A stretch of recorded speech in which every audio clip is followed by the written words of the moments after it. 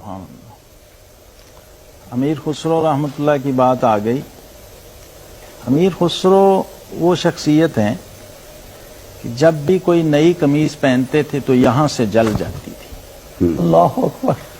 صرف بات کر لینا، شعر سن لینا، پڑھ لینا یا کلام اور چیز ہے. اللہ اکبر.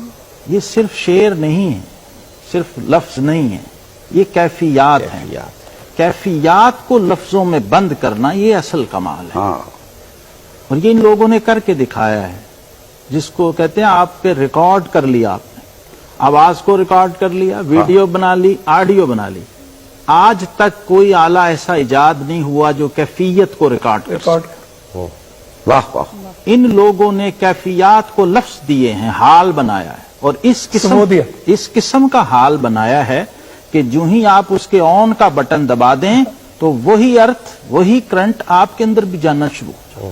واہ واہ واہ. اس طرح اس برق کو، اس کیفیت کو محفوظ کر کے رکھ دیا ہے کہ جو بھی اس سبجیکٹ کا آدمی آ کے اس کو ٹچ کرے گا اس کے اوپر اس کا اثر کے بغیر رہ نہیں سکتا. اس کے اثرات شروع ہو جائیں گے. اور کیپیسٹی کے مطابق، اس کے حال کے مطابق، اس کے ظرف کے مطابق کچھ نہ کچھ وہ اس کو ٹچ کرے گا. جب ٹچ کرے گا تو اس کے اثرات ملتے. اہل حال کے کلام کو پڑھنے اور سننے کا ایک بہت بڑا بینیفٹ یہ ہے کہ آپ معنوی طور پہ ان کی صحبت میں چلے جاتے ہیں. اللہ اکبر.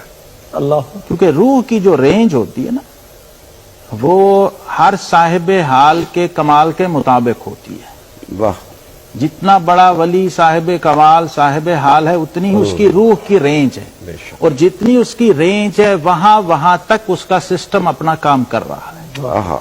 جو ہی بندہ اس کی رینج میں داخل ہوا، اب یہ ہے کہ آپ اس فنکشن کو جانتے ہوں. کہیں آن کی بجائے آف کا بٹن نہ دبا دیں، کہیں کوئی اوپر کا نیچے نہ کر دیں، مصرے کا، لفظ کا، زیر کا، زبر کا. جو ہی آپ نے کچھ گڑبڑ کی وہ سارا سلسلہ سننے والے تو وہی منقطع ہو گیا.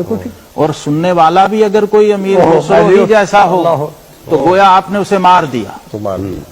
وہ قتل کے مترادف ہے اگر آپ نے کہیں کوئی ایک بھی زیر زبر اور لفظ. حضرت میاں محمد بخش عارف کھڑی رحمۃ اللہ فرماتے ہیں کہ جب کوئی میرے مصرے کو غلط پڑھتا ہے نا تو مجھے اتنی تکلیف ہوتی ہے جتنی کوئی کسی کے بچے کا کان مروڑے تو اسے تکلیف. اس لیے اس کلام میں پڑھتے ہوئے کئی حضرات کو میں نے دیکھا ہے، خاص طور پہ جب مکتے میں جاتے ہیں نا تو وہ اپنے ادب کو اپلائی کر دیتے ہیں اس شیخ اور اس بزرگ کے اوپر. یہ نہیں کرنا چاہیے. اگر گستاخ اکھیں تاجدار گولڑا نے کہا ہے تو آپ کو مشتاق اکھیں کہنے کا ایک تو ٹیکنیکلی حق نہیں ہے، اور دوسرا یہ خلاف ادب بھی ہے، اور تیسرا وہ کرنٹ آئے گا نہیں کیونکہ آپ نے وہاں سے وہ جو تار تھی وہ کاٹ دی. جو ہی آپ نے اس قسم کی کوئی نان ٹیکنیکل حرکت کری تو آپ کے اس کرنے سے بہت سارا سسٹم جو ہے ڈسٹرب ہو جائے گا. بہت سارے فیوز و برکات جو ملنے تھے، جو بکھرنے تھے، جو آگے تقسیم ہونے تھے، وہ رک جاتے ہیں. آج کے ان دنوں، ان گھڑیوں، ان کیفیات میں ہمیں یہ آداب بھی سیکھنے ہیں. اور ان بزرگوں کے کلام کا سب سے بڑا فائدہ یہی ہے کہ یہ ہمیں ادب سکھاتے ہیں، آداب سکھاتے ہیں، کیونکہ یہ اہل ادب تھے. اور یہ ان مقبولین میں سے تھے کہ ان کے مرشد نے حضرت نظام الدین اولیاء محبوب الہی رحمت اللہ علیہ کہا کرتے تھے کہ الہی بحق کے سوزے سینہ این ترک مرا بے بخش. اے اللہ اس ترک کے سوزے سینہ کے طفیل مجھے بخش دے. یہ ان محبوبوں میں سے تھے، ان مقبولوں میں سے تھے.